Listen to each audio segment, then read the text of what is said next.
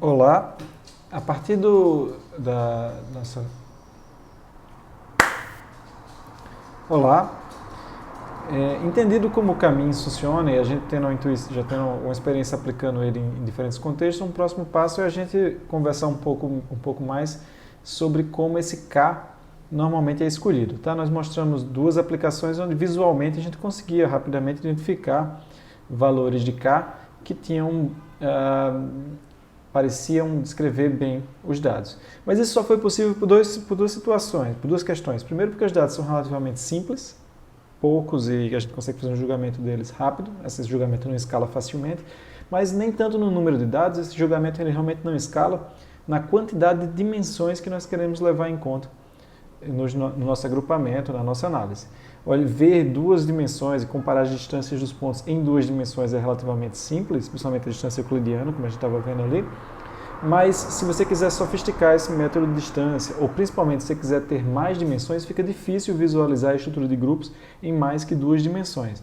E aí nessas situações, você pode estar querendo usar 15, 20 dimensões, características importantes dos dados para tentar descobrir grupos. E aí nessas situações a gente vai precisar de algum método, de alguma heurística, alguma técnica que nos ajude a escolher esse K com um pouco mais de critério. Eu vou apresentar para vocês hoje a técnica mais usada, mais comum. Ela não é necessariamente a mais completa e mais moderna, mas ela é amplamente utilizada e eu acho que ela é suficiente para resolver boa parte dos problemas. Depois eu deixo os apontadores para quem quiser pesquisar técnicas mais avançadas. Então, começando com um notebook novo aqui, onde eu estou importando os módulos de costume, eu vou usar de novo os dois dados que a gente usou para agrupamento no notebook passado, no vídeo passado, um relacionado à filmografia de Scarlett Johansson, em particular a avaliação e a bilheteria dos filmes dela normalizados e padronizados, tá? Padronizados na verdade é a palavra, e outro relacionado a um conjunto de dados sintético que tem 4 clusters, que a gente já sabe que é 4 grupos, que a gente criou esse conjunto de dados dessa maneira, feito para ter 4 grupos aqui, usando essa função que nós definimos no vídeo passado. Tá? Bom, o método que a gente vai usar, então, é o seguinte, conceitualmente ele é simples. Nós vamos testar um conjunto de valores de K, nós vamos repetir o mesmo agrupamento para vários valores de K e vamos escolher um K dentre essas várias tentativas que nós vamos fazer. O critério para escolher essa tentativa, ele vai tentar implementar o que nós visualizamos nas análises que fizemos até agora.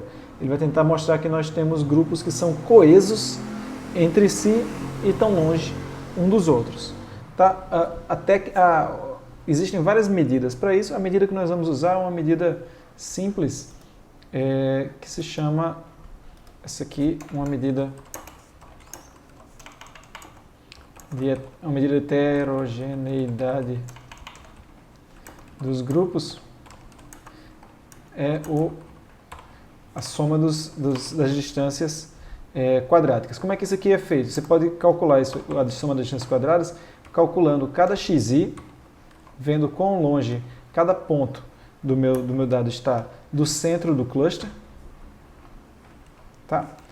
E aí eu posso, como alguns vão ser maiores, outros vão ser menores que o centro do cluster, eu vou fazer a técnica que a gente já viu em várias situações a estatística fazendo. Eu vou elevar ao quadrado essa distância e vou fazer um somatório para todo mundo que tem. Vou fazer um somatório para todo mundo dessa distância. Então, vê aqui do meu lado direito, tá, do lado direito aqui, como é a fórmula da soma dos erros quadrados. E o que ele está fazendo ele está pegando cada ponto e vendo quão longe esse ponto está do centro do seu cluster. Tá?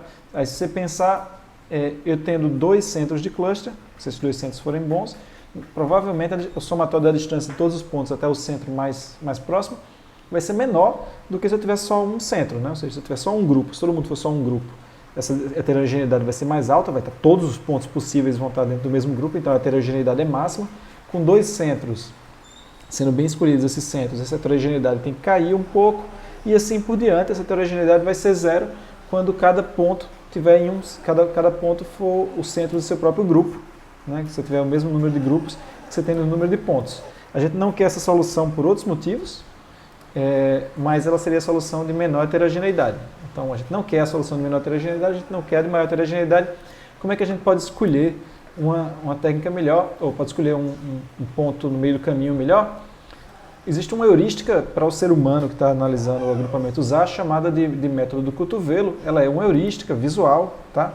Mas a gente vai ver como ela é bastante intuitiva e pode ser usada no contexto de agrupamento.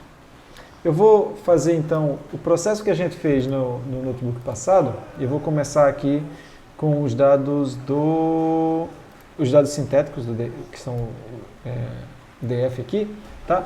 Eu vou escolher uma faixa de valores para cá, aqui de 1 a 9, né? E vou testar, então, vou fazer um loop, onde para cada um desses casos eu faço o agrupamento e eu meço a qualidade desse agrupamento aqui e guardo num data frame, dizendo qual era o K que eu usei e qual foi a qualidade que eu calculei. Essa qualidade aqui pode ser calculada como SSD, mesmo que é o valor que a gente está de fato usando, tá?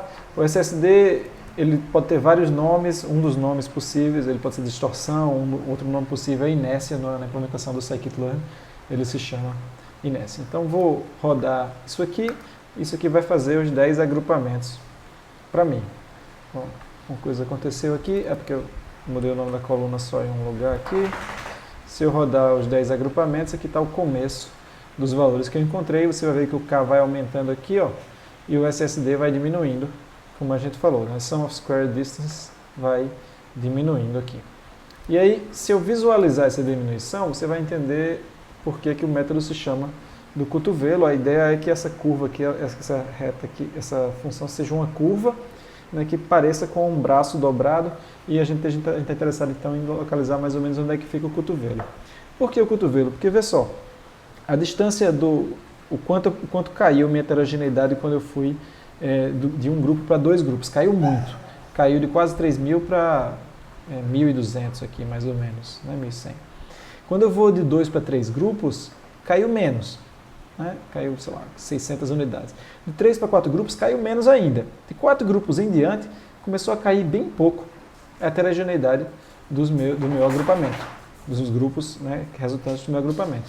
Então, o que o método está tentando, o chamado joelho seria aqui no 4, que é um ponto a partir do qual eu parei de reduzir muito minha heterogeneidade, eu parei de ter ganhos substanciais quando eu aumentei o número de grupos. Então, esse é um número de grupos que diminuiu muito a heterogeneidade comparado com ter um grupo só, e a partir do qual eu ganho pouco. Se eu for aumentando o K, esse é um ponto onde eu posso parar, um trade-off. É um ponto onde eu posso parar de aumentar o K e ficar com uma solução que baixou bastante a heterogeneidade comparado com não ter agrupamento e não tem grupos demais, não tem grupos desnecessários que não baixariam a heterogeneidade, não aumentariam a qualidade do agrupamento medida pelo SSD. Então, eu poderia escolher aqui o 4 como sendo o grupo, e aí sim eu rodaria o caminhos com 4 grupos e faria análise. A gente já sabe que nesse caso aqui dos dados sintéticos, 4 grupos se adequam muito bem aos dados.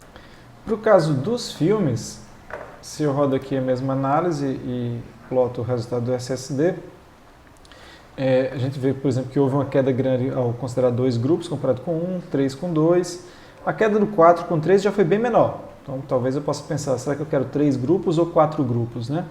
Mas dá para ver que do 4 para o 5 a queda já é menor do que para o 3, e aí ela se mantém nessa mesma inclinação. Então aqui eu não sei muito como distinguir entre o 4, 5, 6, só sei que daqui em diante as quedas são pequenas, então acho que o 4 também é um bom número para escolher.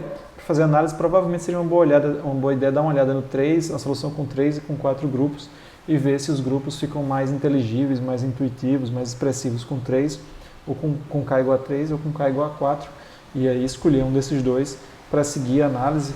A análise do jornalista de dados, por exemplo, que usou esses dados no 538, é com 4 grupos. Eu achei também que 4 grupos descrevem bem os dados. Então, essa é uma forma, o joelho é uma forma de buscar um bom valor de K para um certo conjunto de dados. Outra técnica que vale pesquisar se você estiver interessado em ver alternativas, é a Gap Statistic, uma estatística Gap, que produz uma outra forma de escolher o K, tentando entender quão melhor um agrupamento é comparado com o agrupamento que você encontrou comparado com um agrupamento aleatório de dados usando o mesmo K que você usou. Tá? Então ele vai ter uma comparação de dois tipos da solução que você encontrou com outras soluções possíveis para o mesmo K, e aí o ideal é você encontrar um ponto onde o agrupamento que você tem é bem melhor do que um aleatório, né? E não fica parecido com o aleatório. Fica o menos parecido possível, o mais distinto possível do aleatório. A gente não vai cobrir aqui, mas o Google pode te ajudar com isso. A seguir, a gente vai usar agora agrupamento em texto.